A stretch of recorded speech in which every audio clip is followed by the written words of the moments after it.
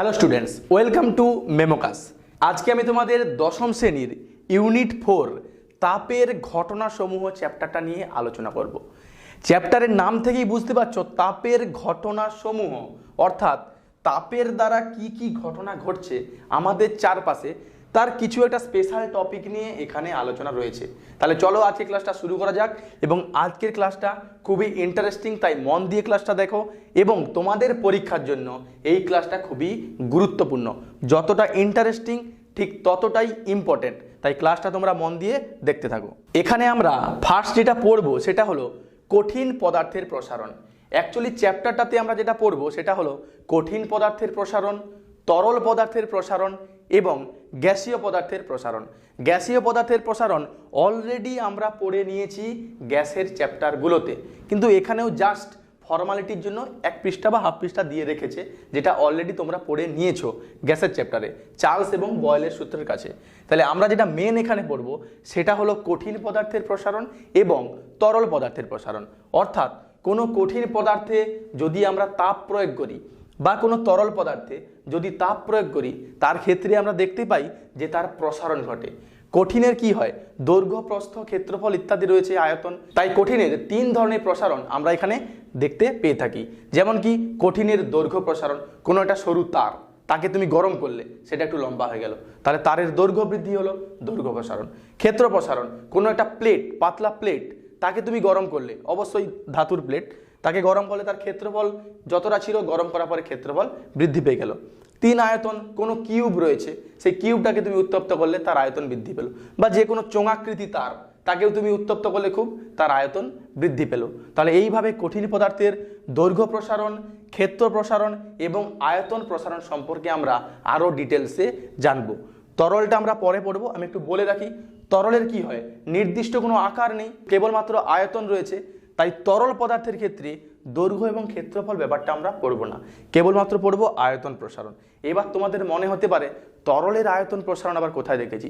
অবশ্যই বাড়িতে দেখেছো, যখন দুধ গরম করা হয় দুধ উতলে ওঠে। তার মানে কি, তুমি তো 1 লিটার দুধ দিয়েছিলে, তারপরে তোমার দুধ কড়াই থেকে উপরে উঠে যাচ্ছে, তার মানে অবশ্যই তার আয়তনের প্রসারণ ঘটেছে।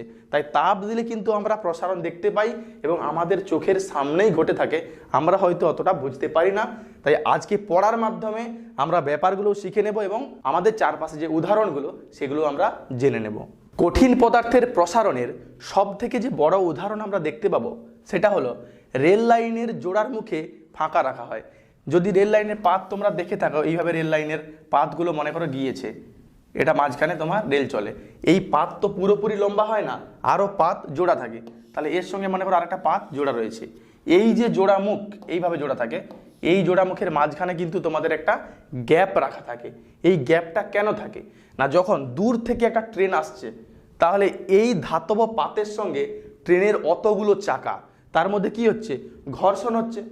ঘর্ষণের ফলে প্রচুর পরিমাণে তাপ শক্তি ওখানে উৎপন্ন হয়। যখন ট্রেন পাতের উপর দিয়ে যায়, পাত কিন্তু প্রচুর পরিমাণে গরম হয়ে যায়, কারণ রেলের চাকার সঙ্গে এই পাতের আমরা ঘর্ষণ দেখতে পাই। সেই উত্তপ্ত হয়ে যাওয়ার ফলে এখানে এই পাতের কি ঘটে, প্রসারণ ঘটে। তাই আমি যখন ফাঁকাটা রাখলাম এখানে, যখন রেল এলো, প্রসারণের ফলে কিন্তু এই ফাঁকাটা বুঝে যায় দুপাশ থেকে, বা এক পাশ থেকে যদি ট্রেন যায়, যাই হোক এই ফাঁকাটা তখন গ্যাপটা পূরণ হয়ে যায় এবং ট্রেনটা চলে যায়। যদি গ্যাপ না রাখা থাকে তাহলে কিন্তু প্রসারিত হতে হতে এই পাতটা লম্বা হতে থাকবে, এক সময় কী হবে, মাটি থেকে উপড়ে পড়ে যাবে, অর্থাৎ দুর্ঘটনা ঘটবে। তাই দুর্ঘটনার হাত থেকে বাঁচার জন্য কি করা হয়, এই রেল লাইনের জোড়ার মুখটাকে ফাঁকা রাখা হয়, যেটা আমাদের চোখের সামনে একটা জলজ্যান্ত উদাহরণ কঠিন পদার্থের প্রসারণের। এরপর আমরা যেটা পড়বো সেটা হলো দ্বিধাতব পাত। এই যে কঠিন পদার্থের প্রসারণ ঘটে, সেটাকে কিভাবে কাজে লাগিয়ে আমরা দ্বিধাতব পাত তৈরি করি। দ্বিধাতব পাত হলো দুটো ধাতুর পাতকে আমরা জুড়ে দেবো একসঙ্গে, রিভেট করে দেব। এই যে দুটো ধাতুর পাতকে রিভেট করে দেওয়া হয়, এই পদ্ধতিকে বলা হয় রিভেটিং। এই রিভেটিং পদ্ধতিতে কি করা হয়, একটা নির্দিষ্ট উষ্ণতায় নির্দিষ্ট দৈর্ঘ্য এবং প্রস্থচ্ছেদের দুটো ধাতব পাতকে একসাথে রিভেট করে দেওয়া হয়। কি লাভটা হয় এতে আমাদের, সেটা আমি পরে আসছি। এই ব্যাপারটাকেই বা এই যে নতুন সংস্থাটা, এটাকে আমরা বলবো দ্বিধাতব পাত, অর্থাৎ দুটো ধাতুর পাত একসঙ্গে জোড়া রয়েছে একটা নির্দিষ্ট তাপমাত্রায়, নির্দিষ্ট দৈর্ঘ্যের এবং প্রস্থচ্ছেদের। যেমন আমি এখানে জুড়ে রেখেছি পিতল এবং লোহা, এবারের ব্যবহারটা খুবই ইন্টারেস্টিং। এই দ্বিধাতব পাত সুইচ রূপে কিন্তু কাজ করে। এটাকে বলা হয় থার্মোস্ট্যাট। তোমরা পরবর্তীকালে পড়বে, ব্যবহারের মধ্যেই আছে, তোমরা নোটসে পেয়ে যাবে। কি করা হয়, এটাকে যখন উত্তপ্ত করা হয়, এখানে পিতল কিন্তু বেশি পরিমাণ প্রসারিত হয় আর লোহা কিন্তু কম পরিমাণ প্রসারিত হয়। তার ফলে কি হয়, যখন উত্তপ্ত করব এইভাবে প্রসারিত হবে, পিতলটা থাকবে বাইরের দিকে আর লোহাটা থাকবে ভেতরের দিকে। কারণ যার প্রসারণ বেশি সে কি হবে, বাইরের দিক দিয়ে প্রসারিত হবে, বেশি লম্বা হতে হবে তাকে। আর যার প্রসারণ কম সে ভিতরের দিকে প্রসারিত হবে। তাহলে এটা হয়ে গেল পিতল, আর এটা পেলাম আমরা যেমন ছিল আমাদের লোহা। এইবার কথা হলো এটা আমরা কি কাজে ব্যবহার করি, এর ব্যবহার খুবই গুরুত্বপূর্ণ। আচ্ছা, এই যে জোড়া থাকলো বেঁকে গেল, এটাকে আমরা সুইচ হিসাবে কাজ করি। কিভাবে সেটা একটু তোমরা দেখে নাও। এখানে একটা দ্বিধাতব পাত রাখা রয়েছে আর এখানে কারেন্টের কানেকশন দিয়ে আমি কলিং বেল জুড়ে রেখেছি। এইবার এটা আমি তোমার রুমে লাগিয়ে দিলাম। কোনো কারণে তোমার রুমে আগুন লেগে গেল, তাহলে কি হবে না, রুমের তাপমাত্রা প্রচুর পরিমাণে বৃদ্ধি পাবে। তার ফলে এই দ্বিধাতব পাতটা যেটা রয়েছে এটা কি হবে, প্রসারিত হবে। প্রসারিত হয়ে মনে করো এটা উপর দিকে বাঁকলো, বা যদি এটা নিচের দিকে বেঁকেছে তাহলে তুমি নিচে কানেকশন রাখো, কোনো অসুবিধা নেই, উপরটা ভুলে যাও, নিচে কানেকশন রাখা রয়েছে। যখনই বেঁকে গেল তোমার কানেকশনটা এখানে টাচ করে গেল, তাহলে তোমার কলিং বেলের কানেকশনটা পেয়ে গেল। তার ফলে কি হবে, তোমার রুমে কিন্তু বেল বাজতে থাকবে এবং তুমি বাইরে থেকে বুঝতে পারবে যে রুমে আগুন লেগে গেছে। বিভিন্ন শপিং মলে এই ব্যবস্থা রাখা হয়। তাহলে এটা থাকার সুবিধাটা, এই যে স্বয়ংক্রিয় সুইচ হিসাবে কাজ করলো, এটাকে কিন্তু থার্মোস্ট্যাট বলা হয়। আরেকবার ব্যাপারটা বুঝে নাও কিভাবে সুইচটা কাজ করে। কোনো একটা কানেকশন এখানে দেওয়া রয়েছে, এই যে এখানে, তখন তোমার পাত্রা সোজা, মানে তোমার ঘরের টেম্পারেচার নর্মাল টেম্পারেচার আছে। কোনো কারণে যদি আগুন লেগে যায়, তাপটা প্রসারিত হয়ে বেঁকে যাবে, তোমার তারে এসে টাচ করবে। যেই তোমার তারে টাচ করলো সেখানে তোমার কলিং বেলটা বাজতে শুরু করলো বা সাইরেনে বাজতে শুরু করলো, তাহলে তুমি বুঝতে পারলে যে ভেতরে আগুন লেগে গেছে এবং তুমি পর্যাপ্ত ব্যবস্থা নিতে পারবে। এটাই কিন্তু থার্মোস্ট্যাটের মেন ব্যবহার এবং এই ব্যবহারটা খুবই গুরুত্বপূর্ণ একটা ব্যবহার থার্মোস্ট্যাট আবিষ্কারের পরে। তাহলে মূলত দ্বিধাতব পাত যেটা আমার কাজ করে থার্মোস্ট্যাট রূপেই কাজ করে, যেটাকে আমরা বলে থাকি স্বয়ংক্রিয় সুইচ, অটোমেটিক সুইচ। ঠিক আছে, আগুন লেগেছে অটোমেটিক্যালি সাইরেন বাজছে, তুমি ভাবছো অটোমেটিক্যালি বাজছে, কিন্তু ভেতরে এইসব ঘটনা ঘটছে বলে কিন্তু সাইরেনটা বাজছে বা তোমার কলিং বেলটা বাজছে। আমরা এতক্ষণ তাপের ঘটনা নিয়ে বিভিন্ন বাস্তবিক উদাহরণ, স্বয়ংক্রিয় সুইচ কিভাবে ব্যবহার করা যায়, সহজ সহজ জিনিস এবং ইন্টারেস্টিং জিনিসগুলো সম্পর্কে জানতে পারলাম। এবার কিন্তু আমাদের একটু থিওরির দিকে অগ্রসর হতে হবে, অর্থাৎ ম্যাথমেটিক্যাল কিছু ক্যালকুলেশন। দৈর্ঘ্য, প্রথমে আমরা পড়ব কঠিন পদার্থের দৈর্ঘ্য প্রসারণ। তাহলে মনে করো একটা তার যার দৈর্ঘ্য ছিল L1, সেই সময় তাপমাত্রা ছিল T1। এইবার তুমি তাপমাত্রা বাড়িয়ে করে দিয়েছো T2, তার ফলে তারটা লম্বা হয়ে গেছে, লম্বা হয়ে গেছে L2 দৈর্ঘ্যের এবং এখন তাপমাত্রা T2। তাহলে কতটা লম্বা হয়েছে না, এতটা লম্বা হয়েছে। এই এতটা পরিমাণ তোমার তারটা লম্বা হলো, যেটার মানটা কত না L2 মাইনাস L1, এতটা তোমার দৈর্ঘ্য বৃদ্ধি ঘটেছে। তাহলে এই যে কঠিন পদার্থের দৈর্ঘ্য বৃদ্ধি তাপের জন্য, সেই বৃদ্ধিটা এখানে কত হলো না L2 মাইনাস L1, কারণ অন্তিম দৈর্ঘ্য L2 যেটা বড়, প্রাথমিক দৈর্ঘ্য L1 যেটা ছোট, তাহলে কতটা বেড়েছে না L2 মাইনাস L1। এই যে দৈর্ঘ্য বৃদ্ধিটা L2 মাইনাস L1, এটা কি হয়, ফার্স্ট অফ অল সমানুপাতিক হয় L1 এর সাথে। অর্থাৎ কোনো তারের প্রাথমিক দৈর্ঘ্য যত বেশি হবে, সেই তারের জন্য দৈর্ঘ্য বৃদ্ধি তত বেশি হবে। মানে এতটা একটা তার যতটা বাড়বে, যদি আরো লম্বা তার নিই সেটা আরো বেশি বড় হবে, সেটা স্বাভাবিক একটা কথা। তাহলে এই দৈর্ঘ্য বৃদ্ধিটা কি হয়, প্রাথমিক দৈর্ঘ্যের সঙ্গে সমানুপাতিক হয়, যাকে আমরা গাণিতিকভাবে লিখতে পারি L2 minus L1 proportional to L1। Second, এই যে L2 মাইনাস L1 অর্থাৎ দৈর্ঘ্য বৃদ্ধি, এটা কি হয় proportional to T2 minus T1।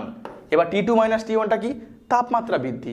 একদম সাধারণ বিষয়, যত তুমি তাপ বাড়াবে বা তাপমাত্রা বৃদ্ধি করবে, সেক্ষেত্রে দৈর্ঘ্য তত বেশি বড় হবে, দৈর্ঘ্য বৃদ্ধি তত বেশি হবে। তাহলে এখানে অন্তিম তাপমাত্রা T2, প্রাথমিক তাপমাত্রা T1, তাহলে কতটা বাড়িয়েছি T2 মাইনাস T1। তাহলে এই যে তাপমাত্রার পার্থক্য, যতটা তাপমাত্রা বৃদ্ধি করলাম সেই বৃদ্ধির সঙ্গে ওটা সমানুপাতিক, যাকে আমরা গাণিতিকভাবে বলতে পারি L2 minus L1 is proportional to T2 minus T1। তাহলে এটাকে আমাদের এবার হিসাব করতে হবে, হিসাবটা ডান পাশেই দেখে নাও।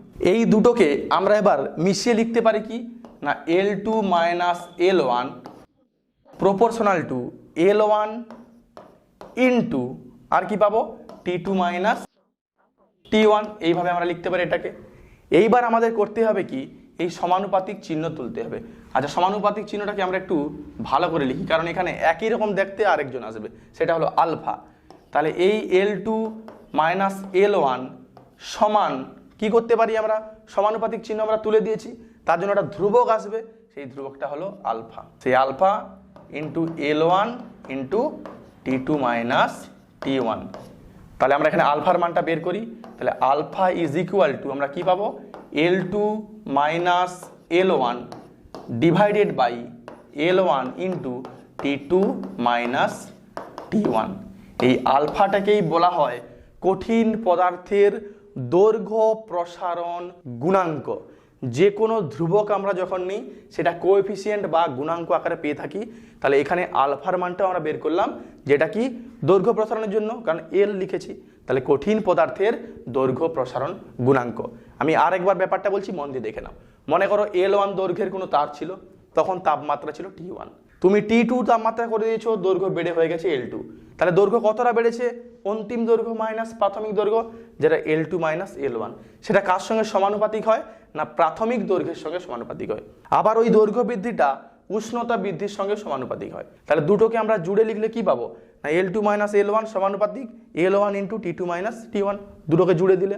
এইবার তোমরা ক্লাস 10 ভেদের চ্যাপ্টার পড়ছো ম্যাথে, সেখানেও তোমরা দেখেছো সমানুপাতিক চিহ্ন তুলে দিয়ে আমরা একটা ধ্রুবক নিয়ে থাকি। তাহলে সমানুপাতিক চিহ্ন তুলে আমি এখানে সমান চিহ্ন লিখলাম, এবং সেই ধ্রুবকটা কি আলফা। একটু গুছিয়ে লিখবে, কারণ সমানুপাতিক চিহ্ন এবং আলফা দুটো দেখতে একই রকম, যাতে তোমার পরীক্ষক বুঝতে পারেন তুমি আলাদা লিখেছো, তাই একটু গুছিয়ে লিখবে।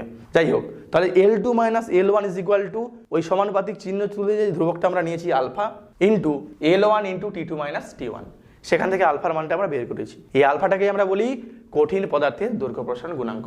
এবার আমাকে এর একক সম্পর্কে পড়তে হবে, ইউনিট।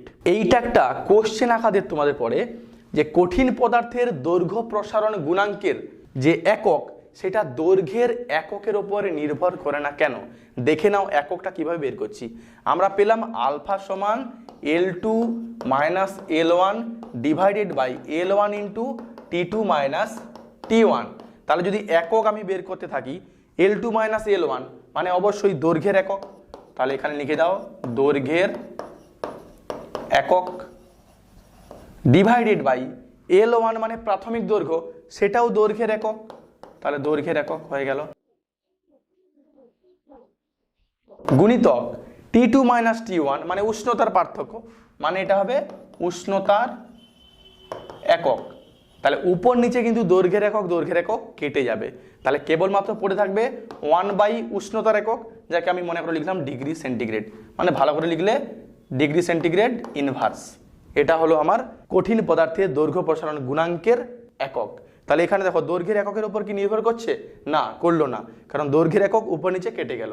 এটা তোমাদের কোশ্চেন আকারেই দেয় যে দেখাও যে কঠিন পদার্থের দৈর্ঘ্য প্রসারণ গুণাঙ্ক মানে আলফাটা, এর যে একক সেটা দৈর্ঘ্যের এককের উপর নির্ভর করে না। তাহলে এইভাবে করে তোমাকে দেখাতে হবে যে দৈর্ঘ্যের একক উপর নিচে কি হয়, এলিমিনেট হয়ে যায় বা কেটে যায়, কেবলমাত্র উষ্ণতার একক পড়ে থাকে। তাই কঠিন পদার্থের দৈর্ঘ্য প্রসারণ গুণাঙ্কের একক কেবলমাত্র উষ্ণতার এককের উপর নির্ভরশীল, দৈর্ঘ্যের এককের উপর নির্ভর করে না। এবং এর এককটা যদি শুধু পরীক্ষায় লিখতে দেয় তাহলে আমরা লিখতে পারি ডিগ্রি সেন্টিগ্রেড ইনভার্স। আশা করি ব্যাপারটা তোমাদের বোঝা গেল। তাহলে স্টুডেন্টস আজকে ক্লাসটা এখানেই শেষ করলাম, পরবর্তী ক্লাস তোমরা দেখে নেবে।